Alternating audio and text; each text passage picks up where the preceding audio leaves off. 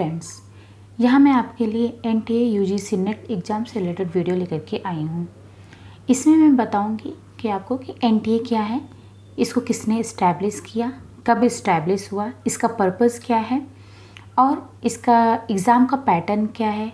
इसके एग्ज़ाम के डेट के बारे में भी हम डिस्कस करेंगे और जो होम साइंस के स्टूडेंट हैं उनके लिए इसमें जो नया अपडेटेड सिलेबस आया हुआ है इसका, उसके बारे में भी हम डिस्कस करेंगे। यदि आप नए हो और पहली बार एग्ज़ाम देने जा रहे हो तो आपके लिए ये सारी इन्फॉर्मेशन आपके लिए हेल्पफुल होंगी। स्टार्ट करते हैं। NTA क्या है? इसका जो फुल फॉर्म है वो है नेशनल टेस्टिंग एजेंसी। NTA को नवंबर 2017 में ministry of human resource development means MHRD government of India ने इसे इस्टेब्लिश किया था एक independent autonomous and self sustained premier organisation के रूप में। और ये सोसाइटीज़ रजिस्ट्रेशन एक्ट 1860 के अंडर में आता है और ये एक self reliant and self sustained premier testing organisation के रूप में रजिस्टर्ड है। इसका जो मेन पर्पज़ है वो है जो भी हायर एजुकेशनल इंस्टीट्यूशंस हैं नेशन वाइड, उनके लिए बहुत सारे एंट्रेंस एग्ज़ाम्स को कंडक्ट कराना। और जो इसके फर्स्ट और करंट डायरेक्टर जनरल हैं वो हैं विनीत जोशी। ये था NTA के बारे में। जो एग्ज़ाम का फर्स्ट पेपर होता है उसमें जनरल अवेयरनेस से रिलेटेड क्वेश्चंस पूछे जाते हैं। उसमें आपको उसके लिए NTA के बारे में भी जानना ज़रूरी है क्योंकि इससे क्वेश्चन किए जा सकते हैं। इसके बारे में जानना आपके लिए ज़रूरी भी है और ये इन्फॉर्मेशन आपके लिए हेल्पफुल भी होगी। अब देखते हैं कि जो ये एग्ज़ाम है इसका जो एग्ज़ाम का मोड है वो ऑनलाइन होता है और इसका एग्ज़ाम का जो पैटर्न है उसमें 2 पेपर आते हैं। फर्स्ट पेपर होता है और सेकंड पेपर होता है।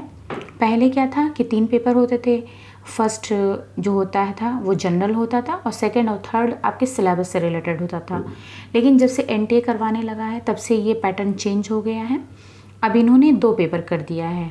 जो फर्स्ट पेपर है वो 100 मार्क्स के हैं और उसके जो क्वेश्चंस हैं वो 50 क्वेश्चंस हैं और ये मल्टीपल चॉइस क्वेश्चंस होते हैं। और ये इसमें आपके टीचिंग और रिसर्च एप्टीट्यूड से रिलेटेड क्वेश्चन आते हैं और रीजनिंग से, रीडिंग कॉम्प्रिहेंशन, डाइवर्जेंट थिंकिंग और जनरल अवेयरनेस से रिलेटेड क्वेश्चंस होते हैं इसमें। और जो सेकंड पेपर है वो 200 मार्क्स के होते हैं और इसमें जो नंबर ऑफ क्वेश्चंस है वो 100 होते हैं। और ये जो भी आपका सिलेबस है, जो मेन सिलेबस है उस पर बेस्ड होता है, उससे रिलेटेड क्वेश्चंस इसमें होते हैं और वो भी मल्टीपल चॉइस होते हैं। अब जो टोटल ड्यूरेशन है एग्ज़ाम का वो 3 आवर्स का होता है, मीन्स 180 मिनट्स का होता है विदाउट एनी ब्रेक। और जितने भी ये सारे क्वेश्चंस हैं मीन्स 150 टोटल क्वेश्चंस हो गए और ये सारे के सारे क्वेश्चंस कंपलसरी होते हैं। अब कुछ इम्पॉर्टेंट नोट है जो कि आपको नोट डाउन कर लेना चाहिए और आपको ये पता होना चाहिए। तो पहला ये है कि जो भी आप करेक्ट आंसर दे रहे हो उसके लिए आपको 2 मार्क्स मिलते हैं। इसमें कोई भी नेगेटिव मार्किंग नहीं है। और अगर आप किसी भी क्वेश्चन का आंसर नहीं दे रहे हो, मीन्स उस पर टिक नहीं कर रहे हो, उसको अनआंसर्ड छोड़ दे रहे हो, तो फिर उसके लिए आपको कोई भी मार्क्स नहीं मिलेगा। और अगर आप मीन्स एजेंसी की तरफ से, NTA की तरफ से अगर कोई क्वेश्चन गलत पाया जाता है या फिर उसके एक से अधिक क्वेश्चंस होते हैं तो उन्हीं कैंडिडेट को मार्क्स मिलेगा जिन्होंने सारे जो भी मल्टीपल चॉइस क्वेश्चंस के ऑप्शंस हैं उनमें से अगर कोई ऑप्शन सेलेक्ट किया है तभी उसको वो मार्क्स मिलेंगे। अदरवाइज कोई भी मार्क्स नहीं मिलेगा। अगर आपने उस क्वेश्चंस को अटेम्प्ट नहीं किया है तो कोई भी मार्क्स नहीं मिलेगा। और केवल उस केस में सभी कैंडिडेट को मार्क्स मिलेंगे जबकि एजेंसी की तरफ से अगर किसी क्वेश्चंस को ड्रॉप कर दिया जाता है, बस उसी केस में सारे कैंडिडेट्स को मार्क्स दिए जाएंगे। ये इम्पॉर्टेंट नोट है जो आपको पता होना चाहिए एग्ज़ाम देने से पहले। अब आते हैं कि एग्ज़ाम के डेट के बारे में। तो ये लेटेस्ट अपडेट है एग्ज़ाम की जो कि अभी हमने जो है ऑनलाइन सर्च करके ये निकाला है। इसमें आप देख सकते हो जो UGC नेट एग्ज़ाम है जो कि जून में अक्सर होता है, लेकिन अब होने वाला था बट ये कोविड, जो कि आप जान ही रहे हो इस समय पे इतनी प्रॉब्लम चल रही है कोविड की वजह से, तो इसकी वजह से इसको पोस्टपोन कर दिया गया है। आप देख सकते हो इसमें लिखा हुआ है टू बी डिसाइडेड लेटर। तो अभी इसकी कोई डेट आई नहीं हुई है, बट जल्दी ही आ जाएगी, क्योंकि अभी बीएड के एग्ज़ाम कंडक्ट करवाए गए हैं और अभी बीओ का एग्ज़ाम भी होने वाला है 16 अगस्त को। सो इसकी भी डेट जल्दी ही आ जाएगी। सो आपको जो एग्ज़ाम का प्रिपरेशन है वो कंटिन्यू रखना है, बंद नहीं करना है। अब आते हैं कि इसके सिलेबस के बारे में। तो जो भी होम साइंस कैंडिडेट हैं ये उनके लिए है, स्पेशली होम साइंस का सिलेबस है ये नया सिलेबस। जो होम साइंस का कोड होता है वो 12 होता है, क्योंकि ये पेपर में आपको डालना होता है, आपके एडमिट कार्ड में भी ये मेंशन होगा। अब उसमें जो इसका सिलेबस है उसमें जो यूनिट फर्स्ट है उसमें वो है food science and food service management. जो पुराना कोर्स था, पुराना सिलेबस था, उसमें फूड सर्विस मैनेजमेंट यहाँ टाइटल में नहीं था, सिर्फ फूड साइंस दिया हुआ था। बट इसके अंदर में फूड सर्विस मैनेजमेंट के बारे में था, आपको पढ़ना था। और इसमें आप देख सकते हो कि जो नया चीज़ ऐड हुआ है इसमें वो है एक तो इन्होंने रिसर्च मेथड्स का एक अलग सिलेबस दिया हुआ था, बट इन्होंने हर एक यूनिट में रिसर्च मेथड्स को ऐड कर दिया गया है। और इसमें जो नया आप देख सकते हो वो है new product development nano technology, इसको इन्होंने ऐड किया हुआ है। और सारी चीज़ें लगभग वही हैं, कुछ कुछ चीज़ें इन्होंने वो एक्स्ट्रा मतलब नया ऐड किया हुआ है। जो सेकेंड यूनिट है वो है न्यूट्रिशन एंड डायटेटिक्स, जो कि जो पुराना सिलेबस था उसमें न्यूट्रिशन साइंस के नाम से था, बट उसमें डायटेटिक्स का भी था क्वेश्चन, मतलब उसके बारे में भी आपको पढ़ना था। और इसमें भी आप देख सकते हो कि इसमें भी आई थिंक ये नया ऐड हुआ है कि जो nutrition through life span means growth and development from conception to adolescence, और उस न्यूट्रिशनल नीड्स और जो भी डाइटरी गाइडलाइंस है, तो इसके बारे में ये भी इसमें नई चीज़ है। और स्पोर्ट्स न्यूट्रिशन के बारे में भी इसमें ऐड हुआ है। और इसमें भी इन्होंने ऐड किया हुआ है रिसर्च मेथड्स। और जो थर्ड यूनिट है वो टेक्सटाइल है। जो पुराना सिलेबस था उसमें क्लॉथिंग अलग था, टेक्सटाइल अलग था, इसमें इन्होंने टेक्सटाइल दिया हुआ है। अब टेक्सटाइल में आप देख रहे हो कि टेक्नोलॉजीज़ वगैरह हैं, मेथड्स हैं, टेक्सटाइल फिनिशर्स है, ये सब तो उसमें भी था, आपके उसमें भी आपने पढ़ा होगा। इसमें आप देख सकते हो कि जो नई चीज़ है वो है textile and environment, banned dyes और eco friendly textiles, contaminations and in effluent treatment, eco लेवल एंड इको मार्क्स, ये नया है। और ये 9 पॉइंट जो है recent developments in textiles and apparels, इसमें nano textile, technical textiles, occupational clothing, zero waste designing, upcycling and recycling, ये सारी चीज़ें नई हैं। और यूनिट 4 में है एपरल डिज़ाइनिंग। हमने बताया उसमें जो था वो क्लॉथिंग अलग था, टेक्सटाइल अलग था, इसमें इन्होंने टेक्सटाइल और एपरल डिज़ाइनिंग किया हुआ है। इसमें भी लगभग तो वही चीज़ें का और कुछ कुछ चीज़ें नई हैं।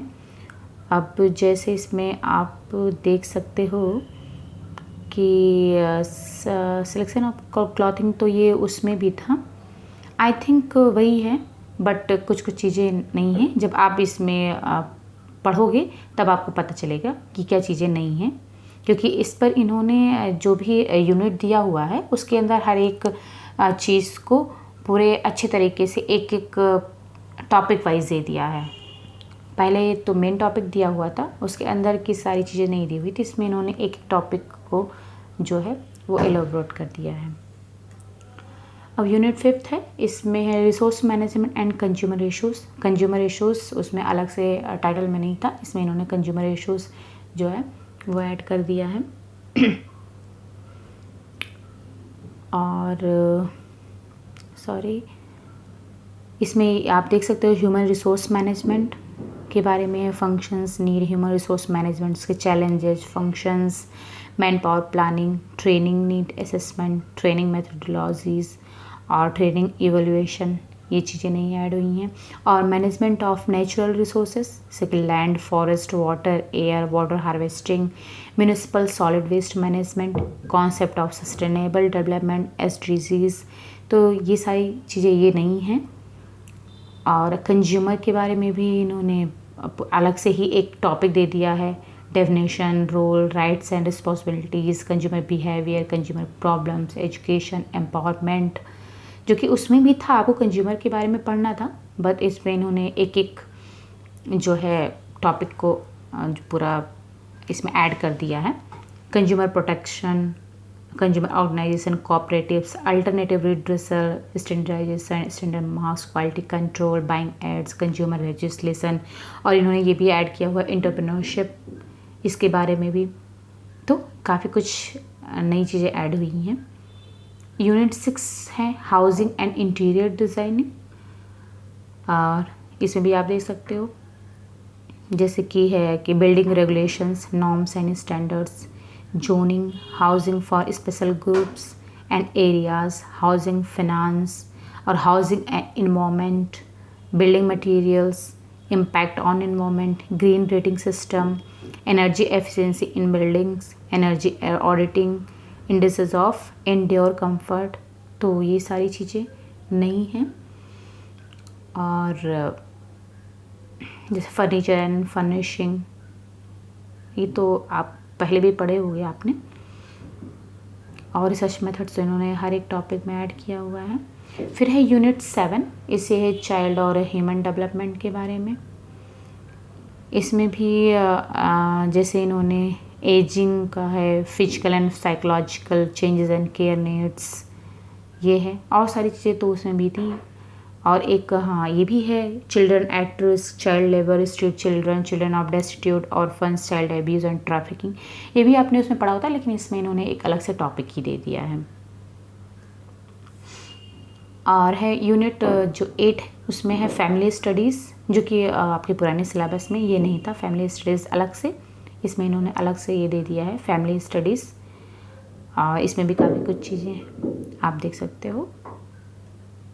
फिर है यूनिट 9 में कम्युनिकेशन फॉर डेवलपमेंट। आप इसमें कम्युनिकेशन के बारे में ही है, सारा कुछ आपको पढ़ना है। अब इसमें भी कुछ चीज़ें जैसे advocacy and behaviour change communication, concept, theories, models, approaches, application and challenges, और न्यू मीडिया, ये तो आपने पढ़ा हुआ है।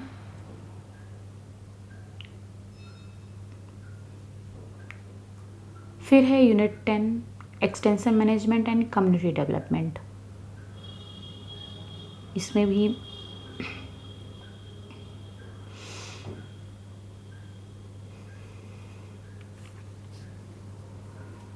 इसमें आप देख सकते हो कि जैसे कि है training, skill development and capacity building for human resource development, methods of training, entrepreneurship development.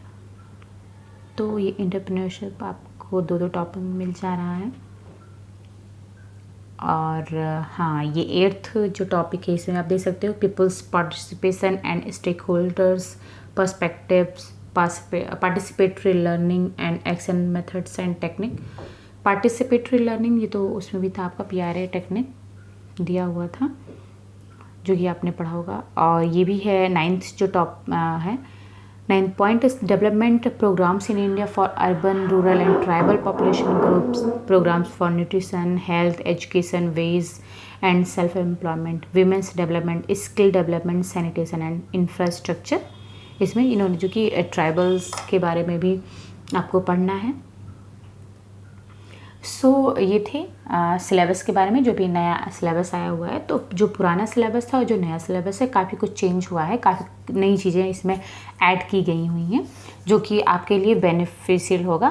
Current की चीज़ें पता चलेंगी।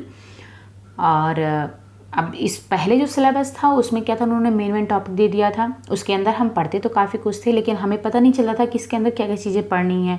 कभी काफ़ी कुछ चीज़ें हमसे छूट जाती थी, हम नहीं पढ़ते थे उसको। लेकिन जब पेपर में आता था तब समझ में नहीं आता था कि ये क्वेश्चंस कहाँ से आ गए हैं। सो अब इन्होंने जो है एक एक टॉपिक पूरे अच्छे से इन्होंने दे दिया है, उसको अलग अलग टॉपिक करके दे दिया है, जिससे कि आपको प्रॉब्लम नहीं होगी। आप हर एक चीज़ पढ़ करके जाओ, अच्छे से पढ़ करके जाओ, बुक्स से, ऑनलाइन से, जैसे भी जहाँ से भी आपको मटेरियल मिल रहा है। हम भी कोशिश करेंगे कि आपको जो भी मटेरियल आपको चाहिए, अगर आप चाहो तो हमको कमेंट के थ्रू, मैसेज के थ्रू आप जो है हमें मैसेज कर सकते हो, कमेंट कर सकते हो कि आपको ये टॉपिक चाहिए, तो मैं उससे रिलेटेड आपको वीडियो पोस्ट कर दूँगी, शेयर कर दूँगी आपके साथ, जो कि आपके लिए बेनिफिशियल होगा। सो ये जो भी इन्फॉर्मेशन हमने इस वीडियो में दी है वो सारी की सारी बहुत ही इम्पॉर्टेंट है, और जैसे ही इसकी डेट आती है मैं आपको इन्फॉर्म कर दूँगी। सो आप कंटिन्यू पढ़ते रहो, अच्छे से पढ़ाई अपनी बंद मत करना, क्योंकि जल्दी इसकी डेट आ जाएगी, क्योंकि सारे एग्ज़ाम्स हो रहे हैं तो ये भी एग्ज़ाम होगा। फिर आप अच्छे से पढ़ो, अच्छे से, और कंटिन्यू पढ़ते रहो, पढ़ाई मत बंद करिएगा। सो अगर आपको ये वीडियो समझ में आ रहा है, जो भी इन्फॉर्मेशन हमने इसमें दी है वो आपके लिए बेनिफिशियल है, so please like, comment, subscribe and share as much as possible. Thank you so much for watching.